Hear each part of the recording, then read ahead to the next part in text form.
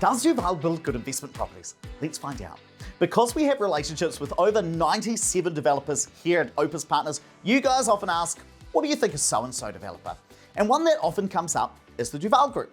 Bear in mind that since we don't have a relationship with Val, there is an incentive for me to slag them off, say they don't build good investment properties. I'm not going to do that. Instead, you're going to get a fair analysis based on facts and data so you can decide what's right for you.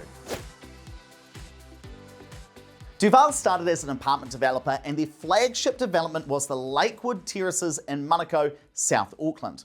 These days they've moved away from massive large-scale apartments and built more townhouses and smaller scale apartment blocks both in South and West Auckland.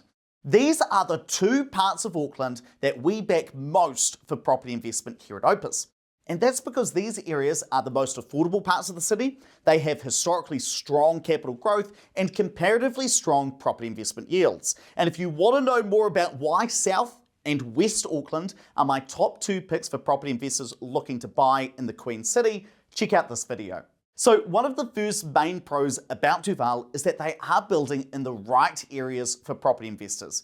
The second main pro is the types of properties they build.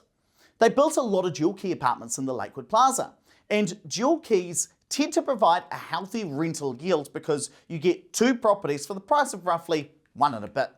You typically have a 1 to 2 bedroom apartment in a dual key on one side, and you can rent this out to one tenant, and then you have a studio on the other side which you can rent to another tenant.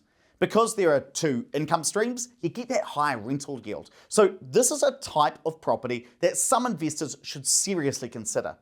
The other types of properties they build are townhouses. Townhouses are growth properties, and these are used by investors who want to build their wealth.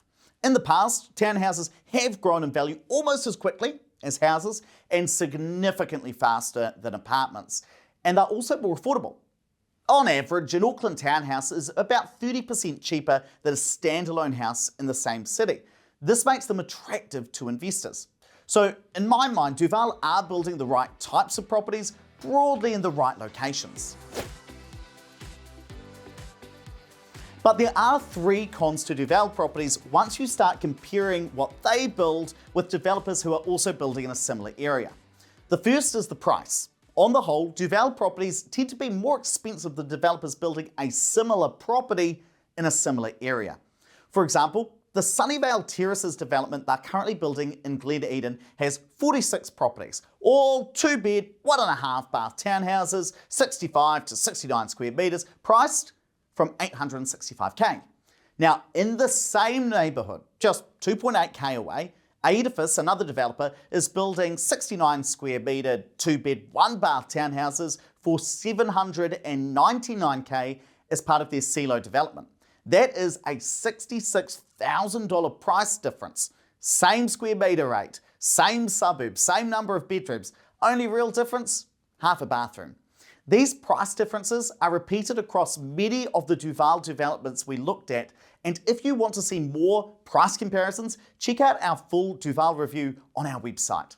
The second con is the layout. Some Val properties have pokey, awkward layouts or a bit too small.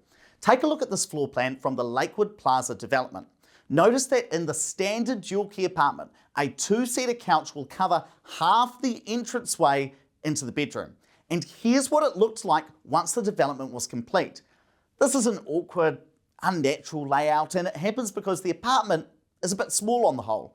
One unit we looked at is 63 metres squared. That compares to 75 metres squared for a similar dual key apartment built by another developer. That's a 12 metre squared difference, which is why the apartment has a bit of a pokey layout. And the final drawback, number 3, is the body corporate, because some Val developments, look, their body corporates are a bit expensive.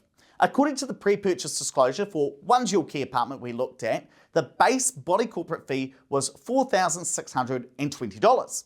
But the owner of this unit also has to pay an additional $2,000 for 2 gym memberships. Now, why is that? Well, it's because Val started a gym and health club within the Lakewood Plaza development. And as part of the rules, some apartment owners are required to purchase 2 gym memberships. This pushes the overall body corporate fees up to $6.7K a year, significantly higher than what we'd usually expect for a dual key apartment. And what that really means is that the investor buying this property will make less money than they otherwise would.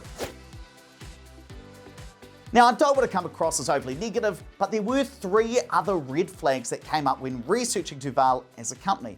And as an investor, you need to know about them. It'd be wrong if I didn't mention them. Number 1 is that the CEO and co-founder, Kenyon Clark, was bankrupt in the past. During the GFC, Kenyon was declared bankrupt and 12 out of his 27 companies went into receivership, according to the New Zealand Herald. And to be fair, he doesn't hide this, he's open about it. However, having a history of running into financial trouble, that's a red flag when looking at a developer. And that's because it is a warning sign that it could happen again. Number 2 was that some Duval advertising was seen as misleading. In 2021, the Financial Markets Authority, the regulator for financial services, they told Duval that they must remove advertising that is, quote, likely to mislead or deceive investors. To be clear, the tally off from the FMA was a direction at the capital division of the company rather than the property division, but nonetheless, as a property investor looking at Duval advertising, it is worth casting an eagle eye over all of their marketing claims. And the third thing you need to know is the previous history of water issues. In November 2021, 500 people had to evacuate their Lakewood Plaza apartments due to a burst water main. While this appears to be a one-off event, if you're considering purchasing a Duval property, this is something you probably want to be aware of and dig further into as part of your due diligence.